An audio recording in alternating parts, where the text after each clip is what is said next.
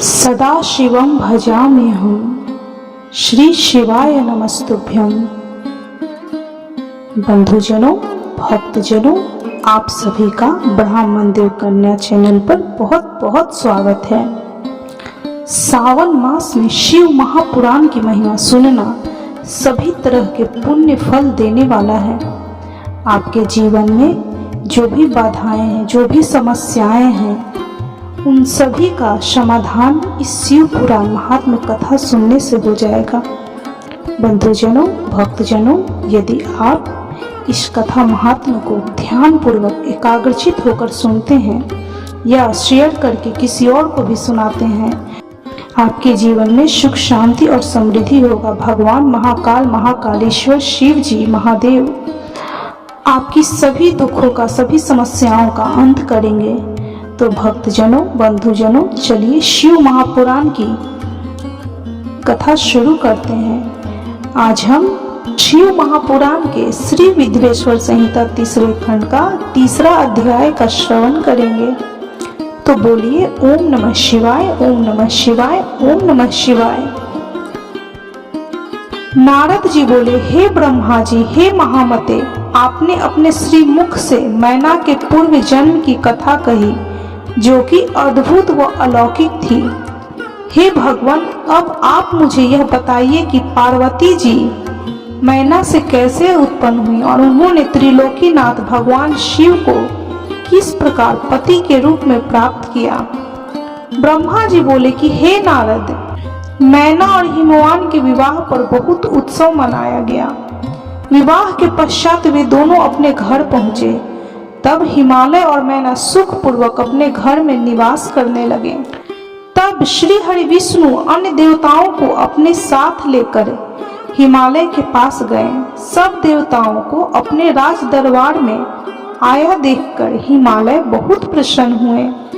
उन्होंने सभी देवताओं को प्रणाम कर उनकी स्तुति की। वे भक्ति भाव से उनका आदर सत्कार करने लगे। वे देवताओं की सेवा करके अपने को धन्य मान रही थी।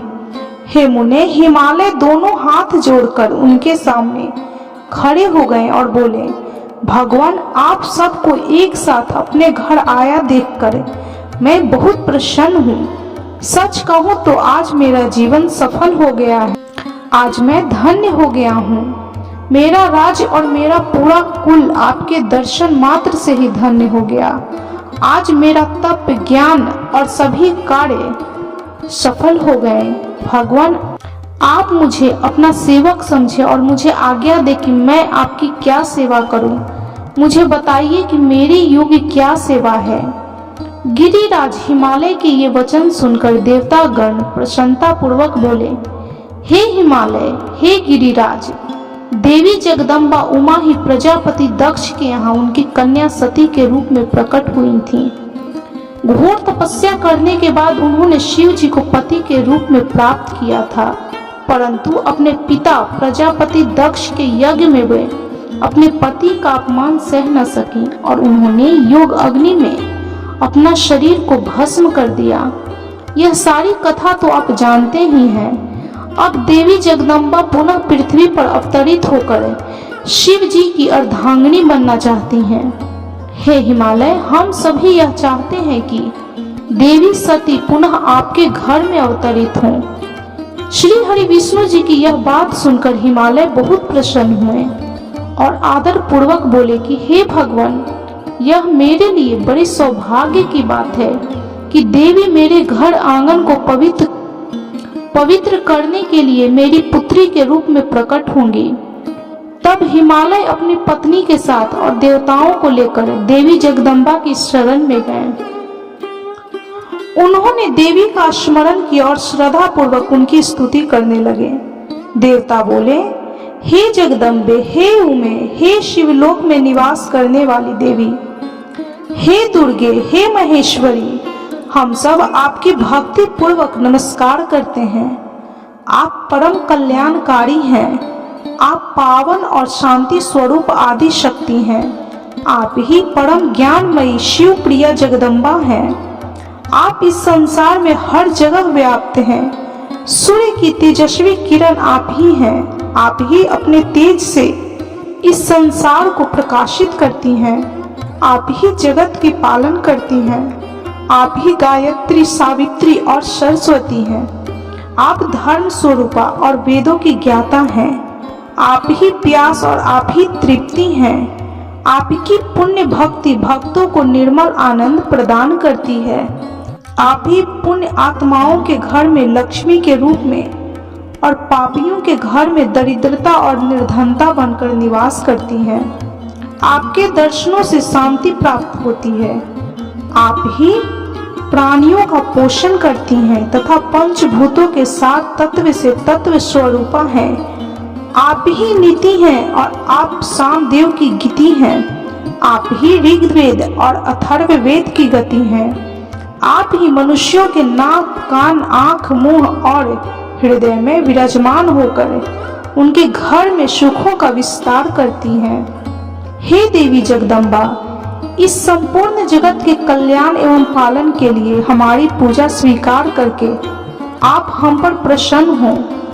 इस प्रकार जगत जननी सती साध्वी देवी जगदम्बा उमा की अनेकों बार स्तुति करके सभी देवता उनके साक्षात दर्शन के लिए दोनों हाथ जोड़कर खड़े हो गए।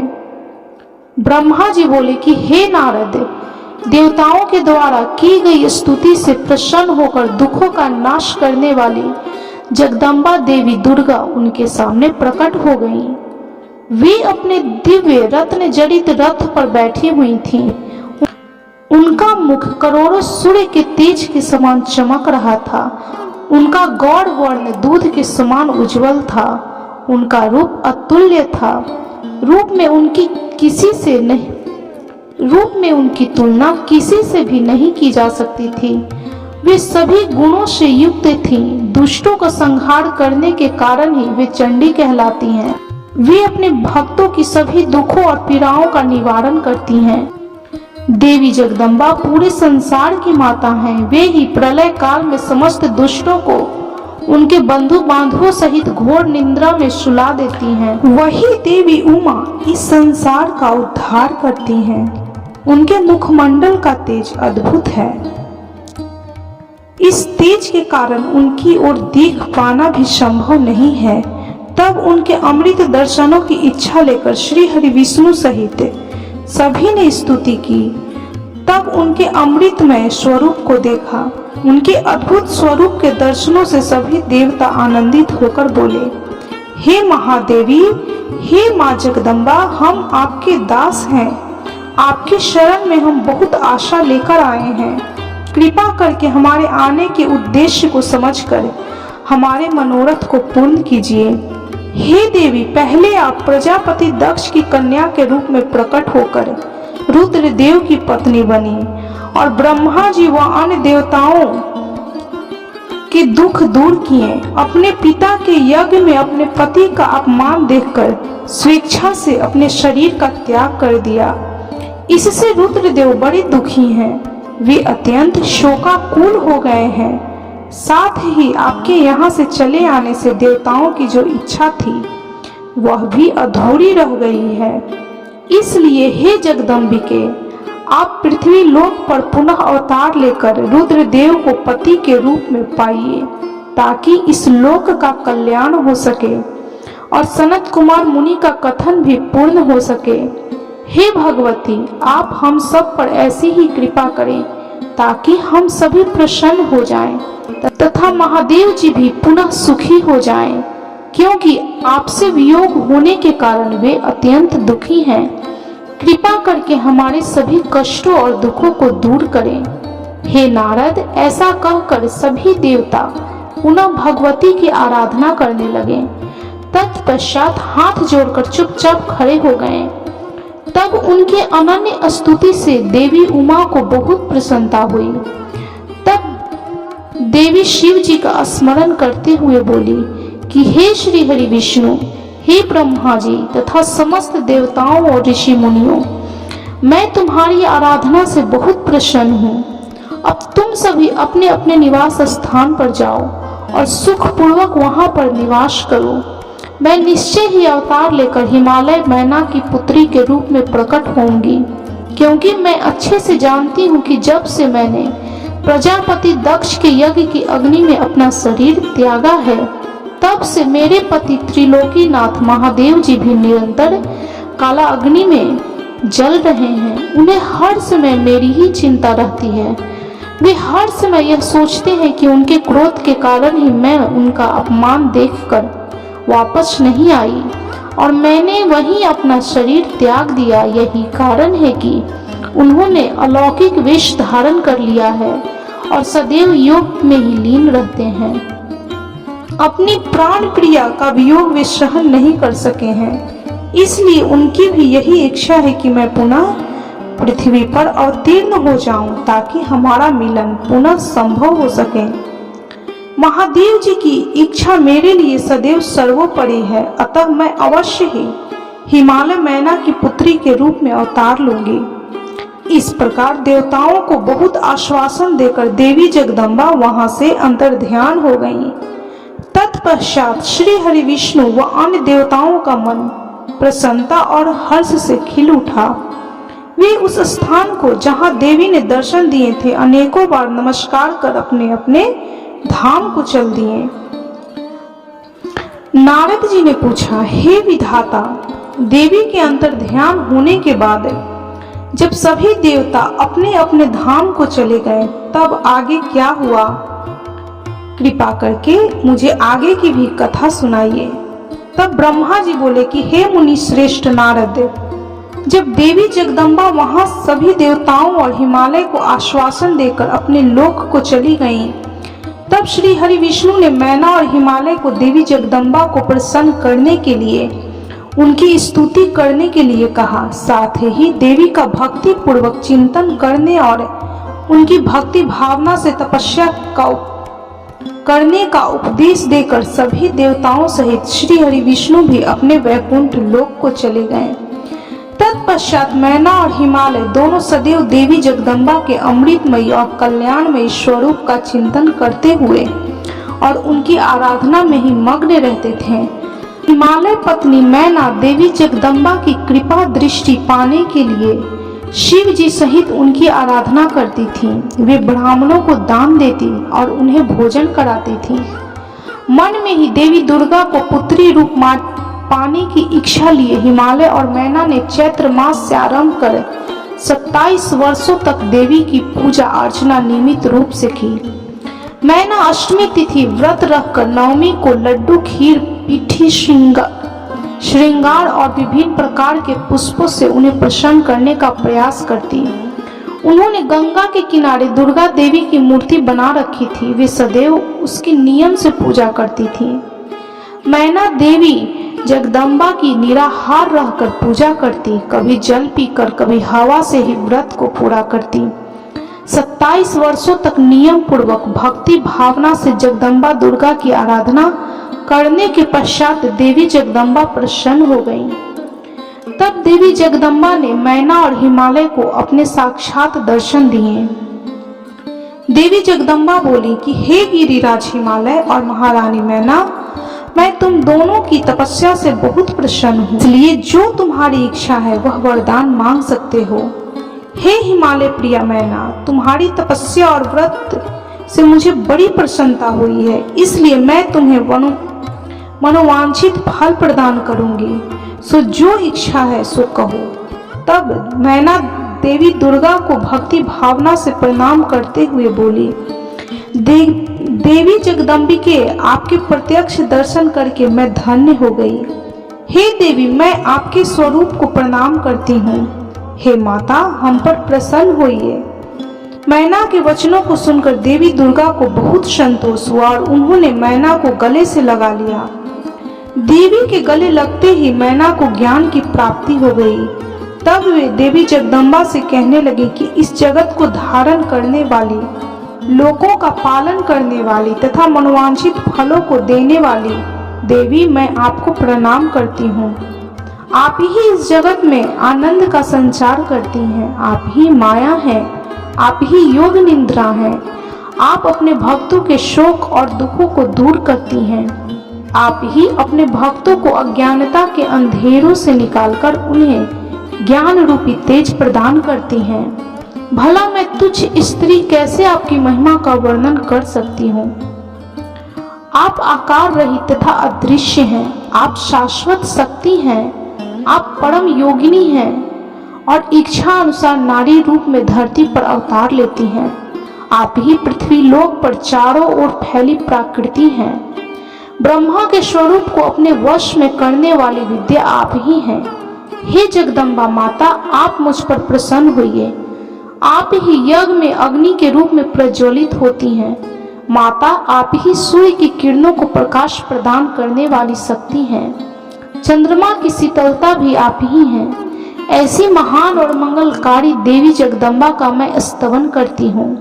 माते, मैं आपकी वंदना करती हूँ। संपूर्ण जगत का पालन करने वाली और जगत का कल्याण करने वाली शक्ति भी आप ही हैं। आप ही श्री हरि की माया हैं। हे दुर्गा माँ, आप ही इच्छा अनुसार रूप धारण करके इस संसार की रचना, पालन और संहार करती हैं। हे देवी, मैं आपको नमस्कार करती हूँ। कृपा करके हम पर प्रसन्न होइए। ब्रह्मा जी बोले कि हे नारद, मैना द्वारा भक्ति भाव से की गई स्तुति को सुनकर देवी जगदम्बा बोली कि मैना, तुम अपना मनोवांछित वर मांग लो। तुम्हारे द्वारा मांगी गई वस्तु मैं अवश्य प्रदान करूंगी। मेरे लिए कोई भी वस्तु अदेय नहीं है।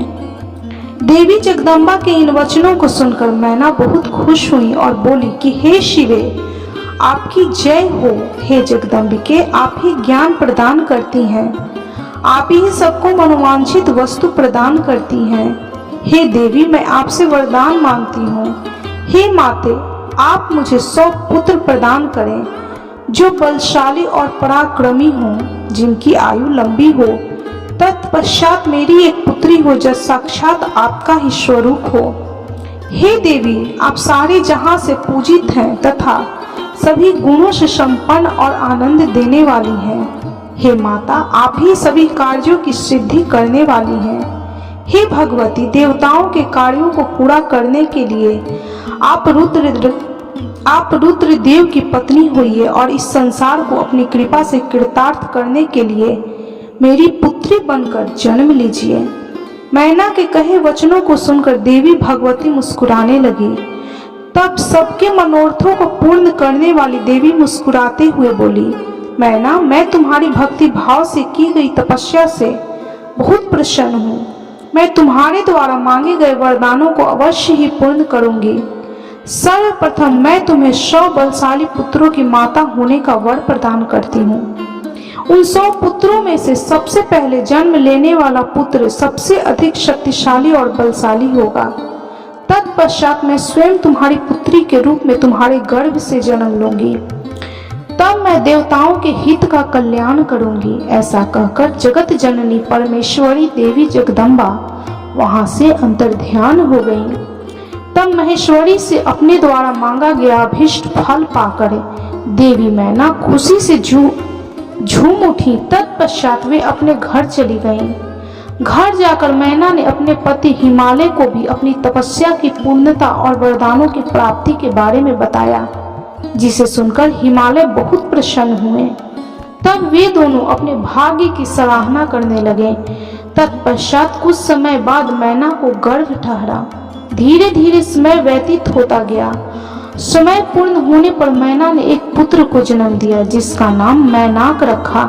पुत्र प्राप्ति की सूचना मिलने पर हिमालय हर्ष से उद्वेलित हो गए और उन्होंने अपने नगर में बहुत बड़ा उत्सव किया। इसके बाद हिमालय के यहाँ 99 और पुत्रों ने जन्म लिया। 100 पुत्रों में मैनाक सबसे बड़ा और बलशाली था। उसका विवाह नाग कन्याओं से हुआ। जब इंद्रदेव पर्वतों पर क्रोध करके उनके पंखों को काटने लगे तो मैनाक समुद्र की शरण में चला गया। उस समय पवन देव ने इस कार्य में मैनाक की सहायता की। वहां उसकी समुद्र से मित्रता हो गई और मैनाक पर्वत ही अपने बाद प्रकटे सभी पर्वतों में पर्वतराज कहलाता है।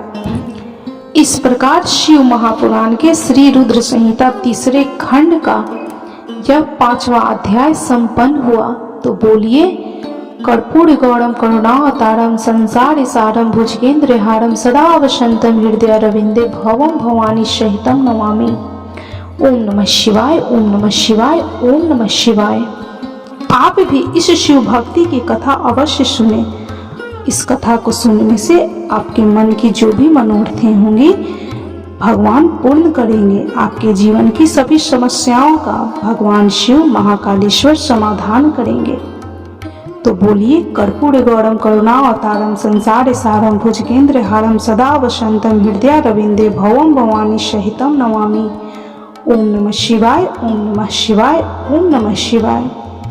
भक्तजनों, बंधुजनों, यदि आपको शिव महापुराण की यह कथा अच्छी लगी हो तो कृपया वीडियो को लाइक, शेयर और सब्सक्राइब जरूर करें और कमेंट में हर हर महादेव, ओम नमः शिवाय, जय महाकाल जरूर लिखें।